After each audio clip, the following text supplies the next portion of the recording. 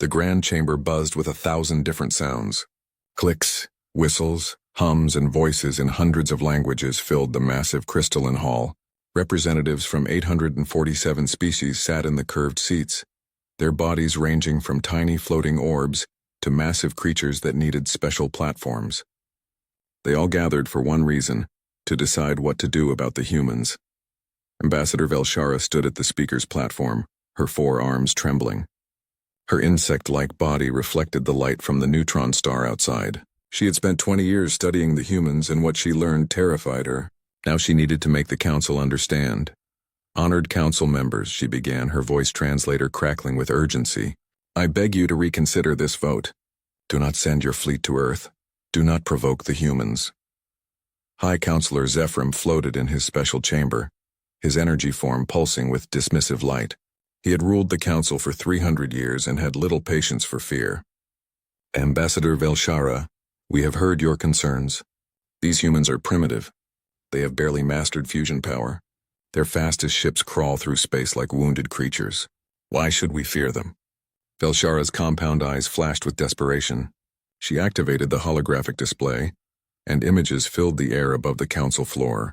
Humans in ancient times fighting with metal swords. Humans in their world wars using terrible weapons. Humans in their space age building stations and ships with relentless determination. Because they do not know how to quit, Velshara said. I have studied their history. They have fought wars that killed millions of their own kind. They have suffered disasters that would destroy other species. And each time they rebuild. Each time they come back stronger. Commander Thex leaned forward in his seat. The Vorlonian warrior had fought in 40 battles across the galaxy. His scarred face showed interest rather than fear. What else have you learned, Ambassador? Velshara pulled up more data. They come from what we classify as a death world. Their planet has extreme weather, dangerous animals, and diseases that would kill most of us within days. They evolved to survive in hell, and it made them strong. But that is not what scares me most. She changed the display to show human cultural data. They have a concept they call spite. When you hurt them, they will hurt you back, even if it costs them everything. They have another concept called mutually assured destruction. It means they will accept their own death if it means taking their enemy with them. No other species thinks this way. The council chamber erupted in noise. Some representatives laughed. Others whispered nervously. A few, those who had secretly encountered humans, remained silent. A merchant captain named Jil'ith rose from his seat. I have traded with the humans, he said quietly. Ambassador Velshara speaks the truth. 20 years ago, my ship had engine trouble near their planet. I expected them to capture us or ignore us. Instead, they sent a rescue ship. They repaired our engines and gave us supplies. They asked for nothing in return except friendship. He paused, his tentacles curling with emotion. That frightened me more than any weapon. A species that helps strangers, that bonds with anyone they meet, that forms packs even with aliens. What happens when you threaten such a species? What happens when you threaten their pack? High Counselor Zephyrim's light flared with anger. Enough of this fear-mongering. The humans are one species on one planet. We are 847 species across 10,000 worlds. We have ships that can cross the galaxy. We have weapons that can crack planets. These humans should be honored that we offer them a place in our federation. Velshara slammed one of her 4 hands on the platform. You do not understand. Humans do not think about honor or logic when you threaten them. They think about survival. They think about revenge.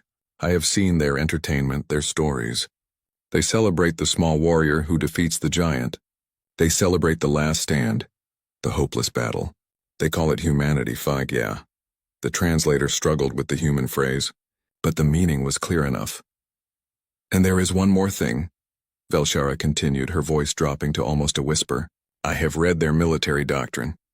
They have a saying, if you want peace, prepare for war. They have been watching us for 50 years, Counselor.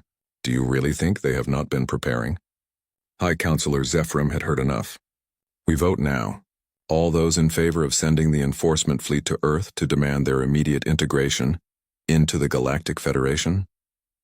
Lights appeared across the chamber. 635 species voted yes. Only 212 voted no.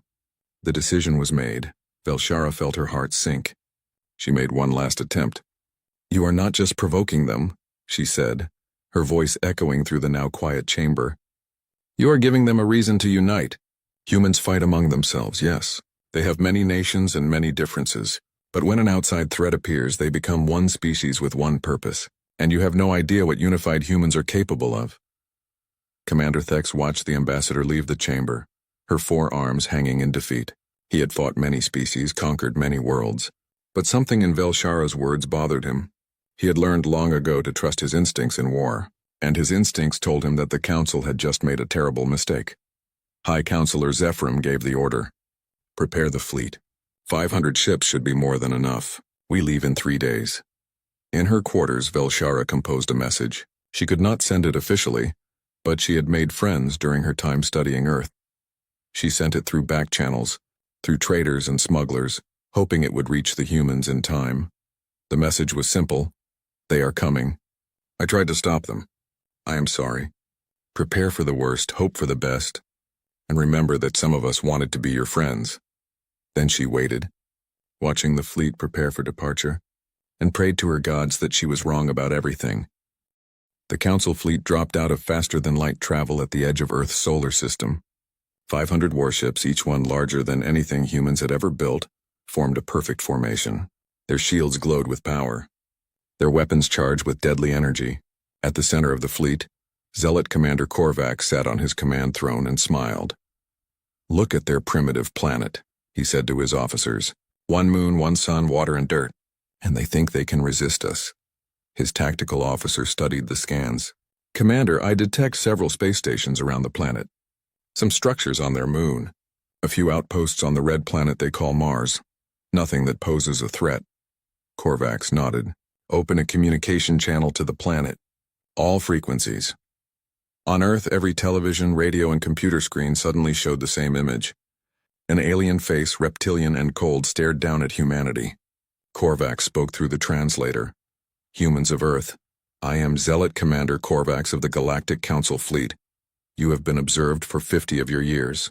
The Council has decided that you will join the Galactic Federation immediately. You have 48 hours to accept. If you refuse, we will take corrective action. Surrender is your only option. The transmission ended. Around the world, humans looked at each other. In the White House, President Sarah Okonkwo sat with her military advisors. Fleet Admiral Marcus Rodriguez stood near the window, his weathered face showing no emotion. Well, the president said calmly, we knew this day might come.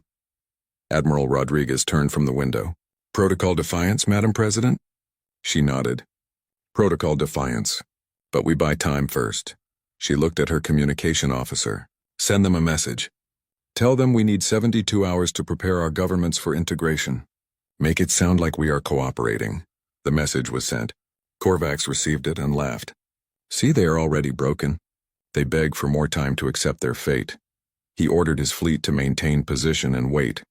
But on Earth and throughout the solar system, everything changed. In underground bunkers that had existed for decades, lights came on. On asteroids that looked like rocks, hatches opened.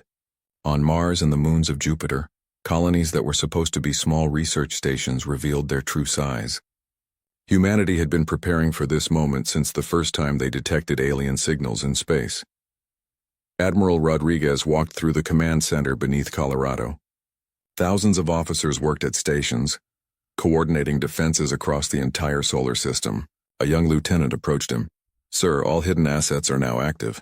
The Indomitable and her sister ships have dropped their civilian disguises. Weapons platforms are online. The asteroid defense grid is ready. Rodriguez nodded. And the other thing? The lieutenant's face went pale. Yes, sir. Scorched Galaxy Protocol is armed.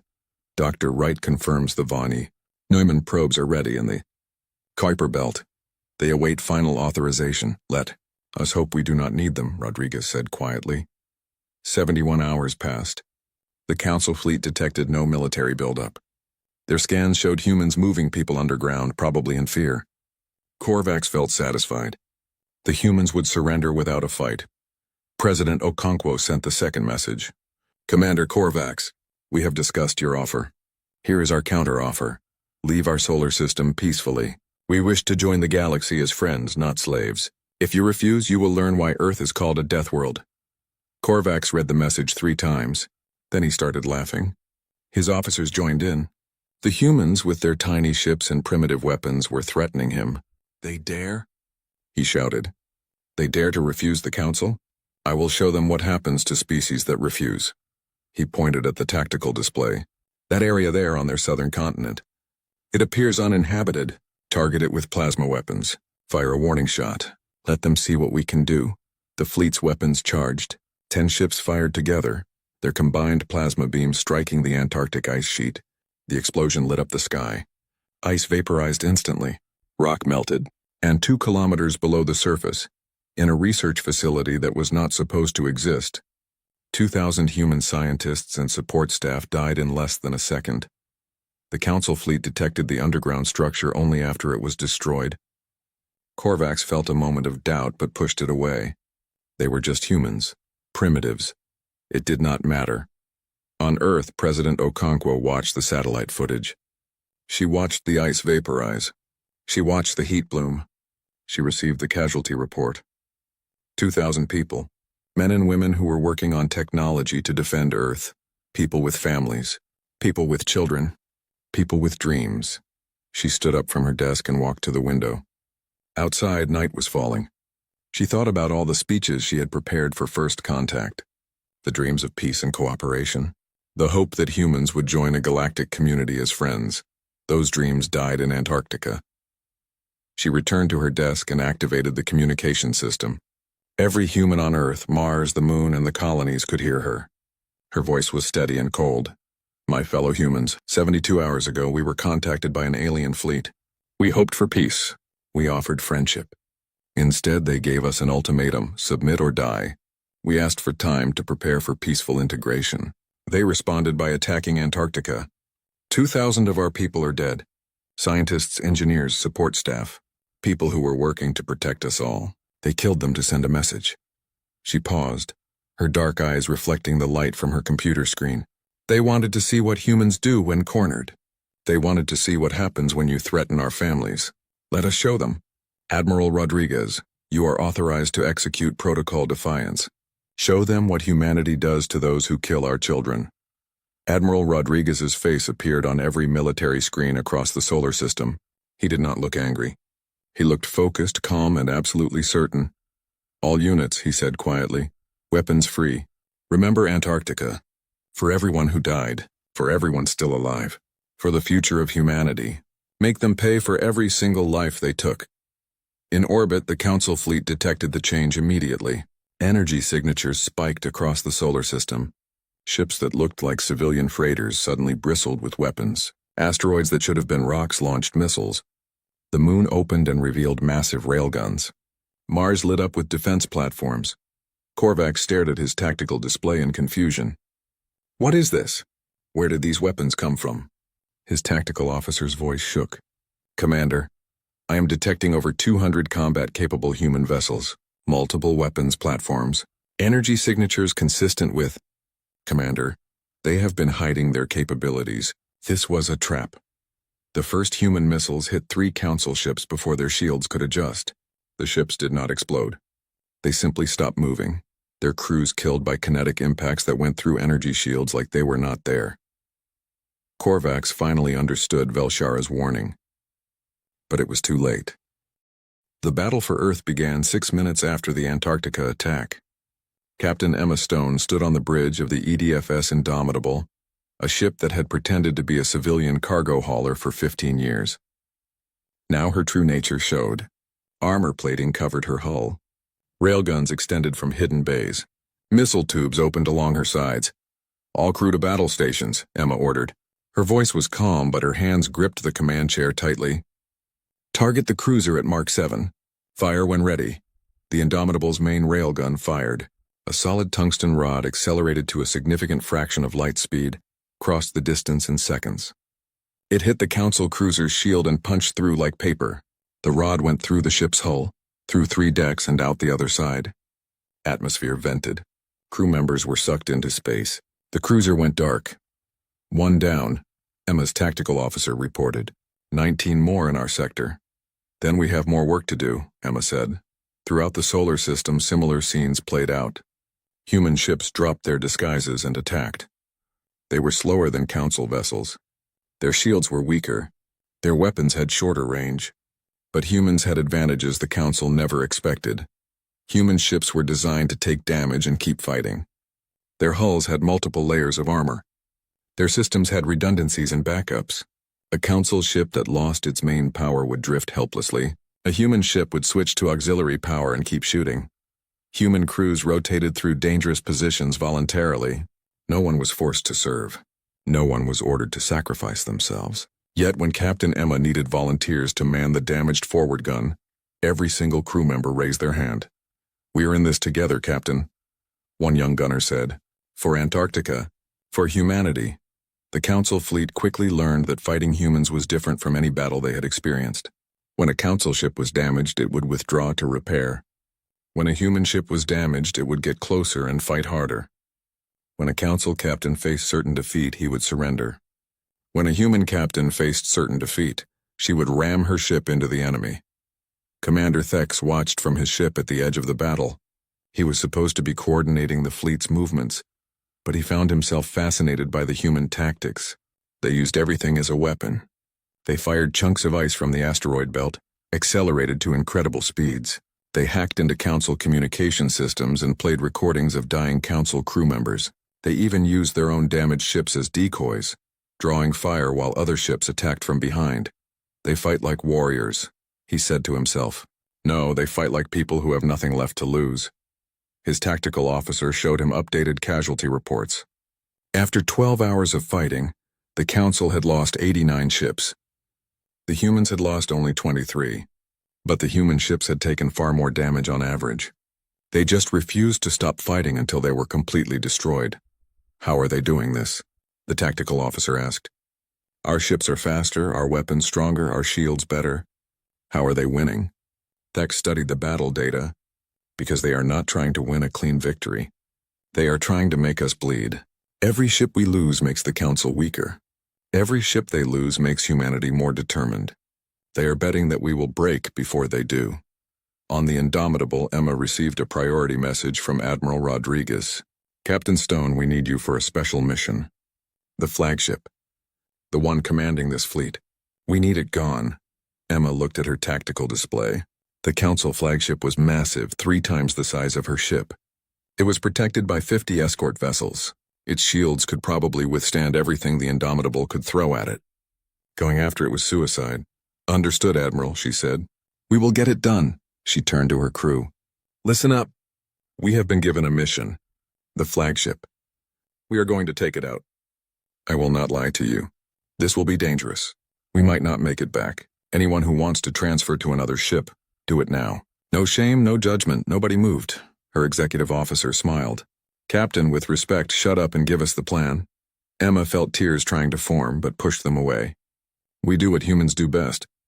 We improvise. Helm, plot a course that takes us through the debris field. Weapons, prepare everything we have. Engineering, I need every bit of speed you can give me. And someone get me a volunteer crew for the forward compartments." 50 crew members volunteered.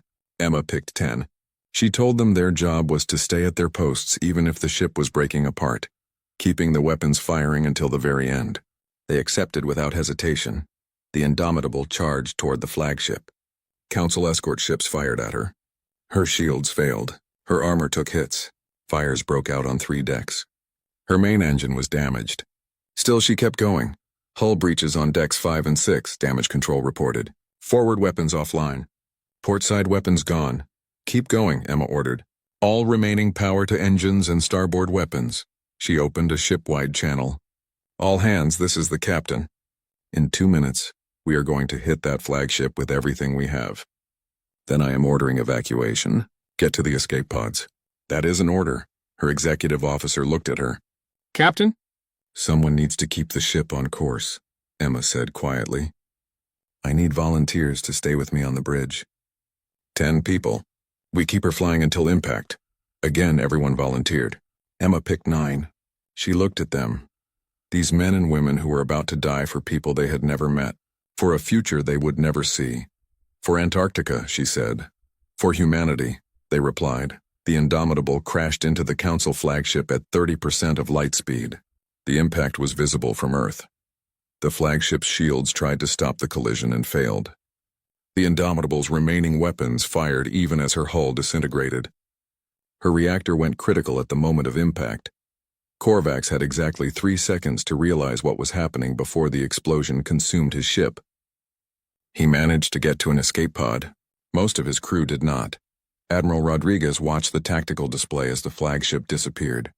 He bowed his head for a moment, honoring Captain Stone and her crew.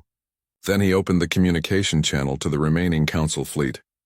"You killed 2,000 of us in Antarctica," he said. "We have killed 34,000 of you.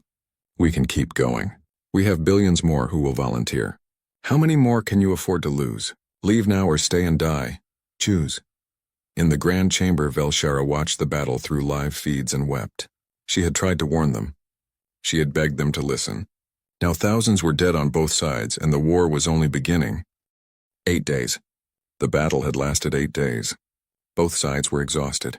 Ships drifted in orbit, damaged but still fighting. Space around Earth was filled with debris, but the humans showed no signs of stopping. High Counselor Zephyrim called an emergency session. He was no longer dismissive. He was worried. The Council had sent reinforcements, another 300 ships. They now had 711 vessels in the system. Against humanity's remaining combat ships, they should have overwhelming superiority. But the numbers did not tell the whole story. "Why are we not winning?" Zephyrim demanded. General Kratok, a military strategist with 200 years of experience, stood before the Council. "Because humans do not fight like we do, Counselor. When we damage their ships, they repair them using parts from destroyed ships. When we destroy their weapons, they build new ones from asteroid metal. When we kill their crew, volunteers replace them within hours. They are treating their entire solar system as one massive fortress." Commander Thex added his report. "I have been analyzing their tactics. They are not trying to destroy us quickly. They are trying to bleed us slowly. Every day we stay, we lose ships. Every day we stay, more of our crew die. They are betting that eventually our member species will demand we withdraw. Never." Zephyrim's energy form pulsed with anger. "We are the Galactic Council. We do not lose to primitives." Velshara stood up slowly. "Then prepare for something worse than defeat, Counselor. Prepare for mutual destruction." She activated a holographic display. Images of strange machines appeared, sleek and deadly-looking, hidden in the darkness beyond Pluto. "Human intelligence has been broadcasting on channels they know we monitor. They want us to know about this. They call it Scorched Galaxy Protocol." The Council chamber went silent. Velshara continued, her voice heavy with dread. "These are von Neumann probes, self-replicating machines. If Earth's biosphere is significantly damaged, these probes activate automatically. They will spread across 50 light-years. They will seek out Council infrastructure, military bases, shipyards, stations, and dismantle everything they find. They will use the materials to build more of themselves. And they cannot be stopped or recalled." "Impossible," another Council member said. "Building such machines would take decades, centuries." A new hologram appeared. A human male, elderly but with sharp eyes. Dr. James Wright, one of Earth's leading physicists. The recording began to play. "Greetings, Galactic Council. By now you have detected our Scorched Galaxy Protocol. Yes, it is real. Yes, it will activate if you damage Earth beyond a certain point. No, we cannot stop it once it begins. You might wonder why we would build such a weapon. The answer is simple. Because you came to our home with threats instead of friendship." Dr. Wright paused, his expression sad. "We wanted to join the galaxy peacefully. We dreamed of it for generations. Instead, you sent warships and ultimatums.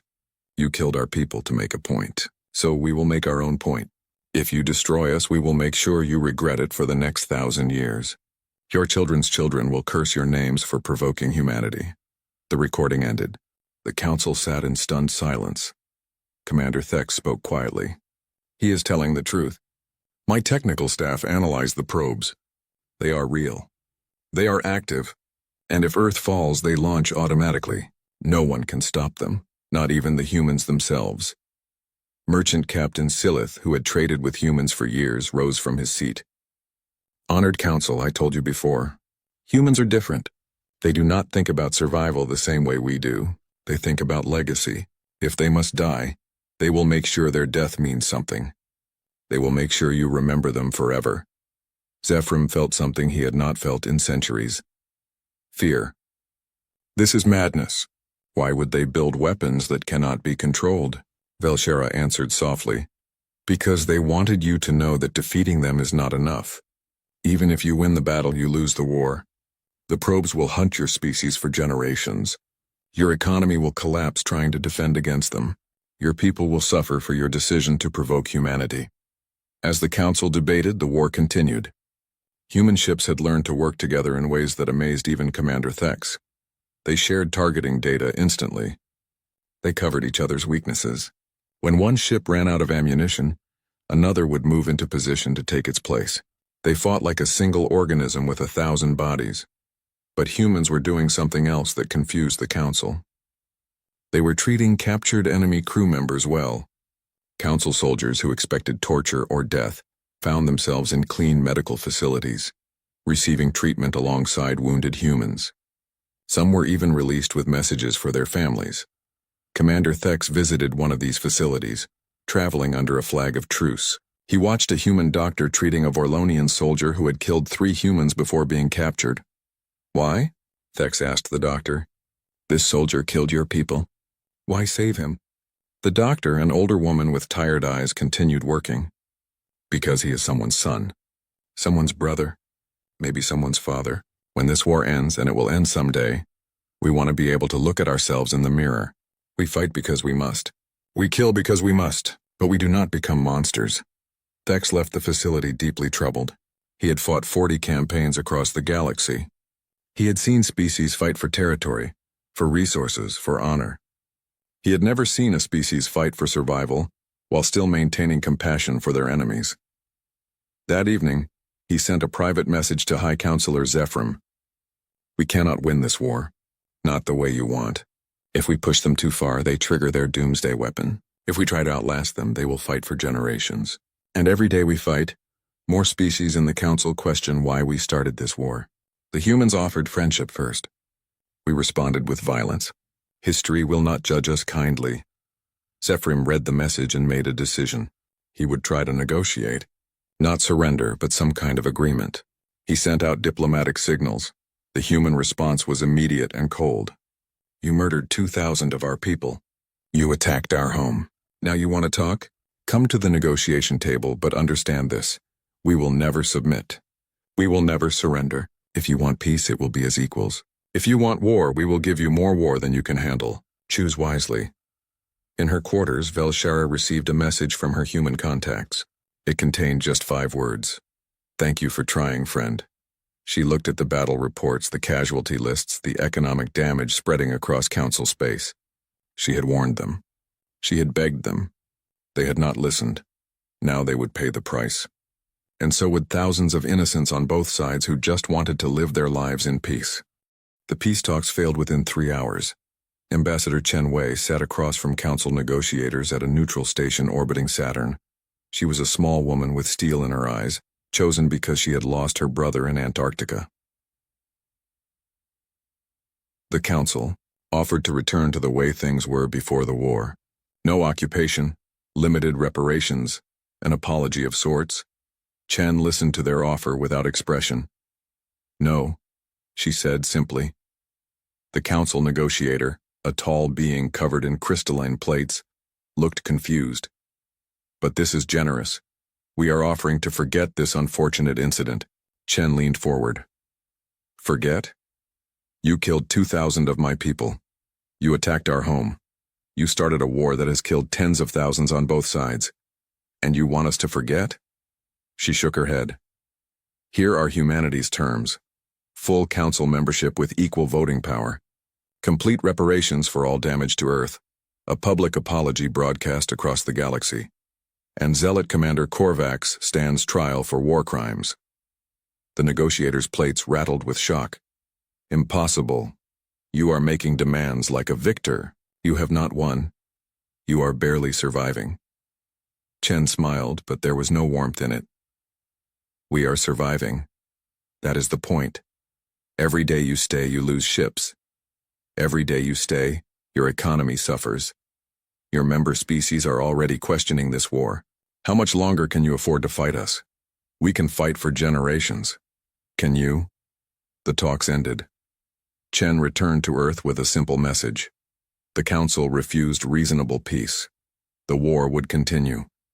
High Counselor Zephyrim faced a crisis. Half the council wanted him removed from power. Trade routes across the galaxy were disrupted. Insurance costs for space travel had tripled. Several species threatened to leave the council if the war continued, but he could not show weakness. He could not let primitives dictate terms. In desperation, he turned to a secret faction within the council. Extremists who believed the only way to defeat humanity was through overwhelming force. They had a weapon, one that the council had banned centuries ago after seeing its terrible power. A planet killer. Activate it, Zephyrim ordered. Aim it at Earth. We give them one final chance to surrender. If they refuse, we end this. General Kratok heard about the decision and tried to stop it. He burst into the council chamber, his uniform disheveled from running. Counselor, you cannot do this. If you activate that weapon, the humans will trigger their scorched galaxy protocol. It will be mutual destruction. Then they will surrender, Zephyrim said coldly. They value their planet. They will not let it die. Kratok shook his head. You still do not understand them. They would rather see their planet destroyed than surrender to threats. Counselor Velshara, tell him. Make him understand. Velshara stood, her 4 arms trembling. General Kratok is right. If you threaten Earth with total destruction, they will not surrender. They will make sure you pay the price. Please, there must be another way. But Zephyrim had made his decision. The planet killer, a massive orbital station hidden in deep space, began charging its weapon. It would take 72 hours to reach full power. The Council sent a message to Earth. You have 72 hours to accept our original terms. Submit to the Council, or we destroy your planet. This is your final warning. Admiral Rodriguez received the message in his command center. Around him, officers waited for his response. He looked at each of them, these men and women who had fought so hard for their home. Then he looked at President Okonkwo on the video screen. Madam President, they have a planet killer. Our intelligence confirms it. 72 hours until it fires. The President closed her eyes for a moment. When she opened them, they were filled with sorrow but also determination. Then we use the protocol. If Earth dies, the galaxy burns with us. Rodriguez nodded. Scorched Galaxy Protocol activation sequence initiated. Point of no return in 48 hours. He turned to his communications officer. Send a message to every ship, every station, every colony. Tell our people what is happening. Give them time to say goodbye to their families, and tell them we are proud to serve with them. The message went out. Around the solar system, human soldiers and civilians heard the news. Some cried. Some raged. Some simply hugged their loved ones, but none of them suggested surrender. On Mars Colony, a teacher named Sarah spoke to her students. Children, something bad is going to happen, but I want you to remember something. We are not dying because we did something wrong. We are dying because we refuse to be slaves. That is something to be proud of. A little boy raised his hand. Will we hurt them back, teacher? Sarah nodded, tears in her eyes. Yes, they will remember what they did to us for a very long time. But something unexpected happened. The Council was not united. Commander Thex had seen enough. He gathered like-minded officers and made a decision that would be called treason. I will not allow genocide, he told his followers. I have fought many species. I have killed many enemies, but I have never participated in the murder of an entire planet. Who stands with me? 400 Council ships broke formation. They moved to defensive positions around Earth. Thex sent a message to both the Council and humanity. This war was wrong from the beginning. We came to your world with threats instead of friendship. We killed your people to demonstrate power. Now some want to destroy your entire planet. I cannot allow this.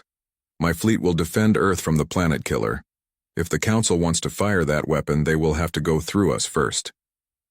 Velshara heard the news and felt hope for the first time in weeks. She immediately joined Thex's fleet with a small group of Council ships loyal to her. Other moderate species followed. High Counselor Zephyrim watched his fleet split apart. He had started this war with 800 ships. Now, less than 300 remained loyal to him. The rest were either destroyed, defending Earth, or had deserted entirely. Admiral Rodriguez received Thex's message. He studied it carefully, looking for tricks or deception. Then he sent a response. Commander Thex, we accept your help. But understand this. We have 47 hours until our Doomsday Protocol activates. If that planet killer is not destroyed by then, nothing can stop what happens next. Not you, not us, not anyone. So if you are serious about stopping this, you need to move fast. Thex looked at the massive planet killer station on his tactical display. It was heavily defended. Getting close enough to destroy it would cost hundreds of ships and thousands of lives. He thought about all the battles he had fought, all the enemies he had killed. Then he thought about the human doctor who treated wounded enemies with kindness. He thought about a species that would rather die than submit. All ships, he ordered, prepare for attack. We are going to destroy that station or die trying. For honor. For justice. And for the chance that someday, humans and Council might actually be friends. The countdown continued. 47 hours until mutual destruction. One chance to stop it, and a galaxy holding its breath. Commander Thex's fleet raced toward the planet killer station. Behind him, 400 ships from a dozen different species followed. Ahead, the massive weapon continued charging, surrounded by 250 loyalist ships still under High Counselor Zephram's command. All ships, listen carefully, Thex broadcast. That weapon fires in 68 hours. If it destroys Earth, the humans trigger their Doomsday Protocol and we all suffer for centuries. We cannot let that happen. Some of us will die today, but we die to save billions. There is no greater honor. His tactical officer showed him the defense formations. Commander, they have us outnumbered. And that station has weapons of its own. Thex allowed himself a small smile. Then we will have to fight like humans. With courage, creativity, and absolute refusal to quit, the battle began. Thex's fleet did not try elegant maneuvers or careful tactics. They charged straight at the station, accepting terrible losses to get close. Ships exploded, crews died, but they kept coming. On Earth, Admiral Rodriguez watched the battle through long-range sensors. The countdown continued, 42 hours until Scorched Galaxy Protocol activated. He had sent every human ship that could still fly to help Thex, but they were hours away. Everything depended on Thex and his rebellion. In the Grand Chamber, the Council was in chaos. Some members demanded Zephram's arrest. Others supported him. Fighting broke out between different species. The greatest alliance in galactic history was tearing itself apart. Counselor Tivek, an elder statesman who had been silent throughout the war, finally stood. His voice carried authority earned through 300 years of service. Enough! Look at what we have become. We started this war because we feared humans. Now we fight each other. High Counselor Zephram, I call for your immediate removal and arrest for war crimes. All in favor? The vote was overwhelming. 412 species voted yes. Only 78 voted no. Security forces moved to arrest Zephram, but he had already fled. At the planet killer station, Thex's ship broke through the final defensive line. His hull was compromised. His shields were gone. Half his crew was dead, but he was close enough now. All remaining ships target the station's power core, he ordered. Fire everything. Hundreds of weapons struck the station simultaneously. Its shields flickered and failed. Secondary explosions rippled across its surface. But it was not enough. The weapon was still charging. Thex looked at his remaining crew. I need volunteers. We rammed the power core. We will not survive. Every single crew member on the bridge stepped forward. Thex felt his heart swell with pride. You are all warriors. You all have families waiting for you. I will do this alone. His first officer put a hand on his shoulder. With respect, Commander, shut up and fly the ship. We are all staying. Thex turned his ship toward the power core. His engines, damaged but still functional, pushed the ship faster. Faster. The station's defensive weapons fired, but it was too late. The ship crashed into the core at incredible speed. The explosion was visible from Earth. The planet killer station broke apart, its terrible weapon destroyed forever. Commander Thex and his crew died instantly, along with hundreds of other ships and their crews who had sacrificed everything to stop genocide. On Earth, Admiral Rodriguez bowed his head. "Brave souls," he whispered. "We will remember you." The countdown showed 11 hours remaining until Scorched Galaxy Protocol activated. President Okonkwo received an emergency message from Counselor Tivek. "President Okonkwo, we have arrested High Counselor Zephyrim. The planet killer is destroyed. We are broadcasting an unconditional surrender and apology. Please stop your doomsday protocol." President Okonkwo looked at Admiral Rodriguez. "Can we stop it?" "Yes, Madam President. But should we?" Rodriguez's face was hard. "They killed our people. They threatened our planet. Now they surrender because they fear our revenge. If we stop the protocol, they might try again someday." The president stood and walked to the window. Outside, she could see the stars. Somewhere out there, brave aliens had died to save Earth. Commander Thex and his crew. Velshara, who had tried so hard to prevent the war. All those moderate council members who had risked everything for peace. "No," she said quietly. "We stop it. Not because they surrender, but because some of them fought for us. Because some of them chose justice over orders. We stop it because that is what humans do. We remember those who help us and we honor their sacrifice." She turned to Rodriguez. "Deactivate Scorched Galaxy Protocol." "Then get me Counselor Tivek." "We have a new treaty to negotiate." The protocol was deactivated with 4 hours remaining. Across the galaxy, billions of beings breathed in relief. The war was over. The peace treaty negotiations took 6 months. Ambassador Chenwei led the human delegation. The terms were harsh but fair. Earth joined the Galactic Council with full membership and equal voting power. Reparations were paid in technology and educational exchanges rather than resources. War crimes tribunals were established for both sides. Zealot Commander Korvax was found guilty and sentenced to life imprisonment. Surprisingly, the human delegation argued against execution, despite council custom.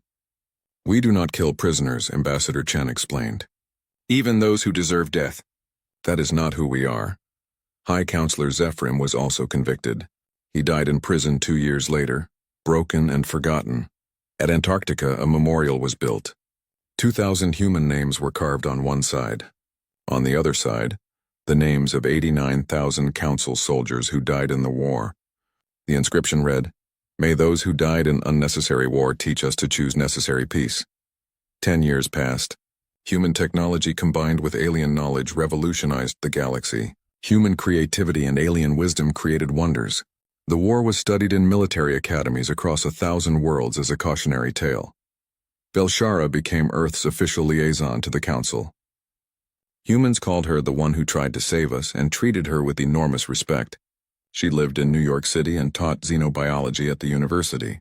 Human children loved her, and she loved them back. Ambassador Chen Wei was elected High Chancellor of the Council 5 years after the war ended. Under her leadership, the Council transformed from an empire into a true federation of equals.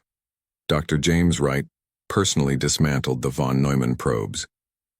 One was kept in a museum in Washington, D.C. with a plaque that read, "The weapon we built but chose not to use. May we never need to build such a thing again."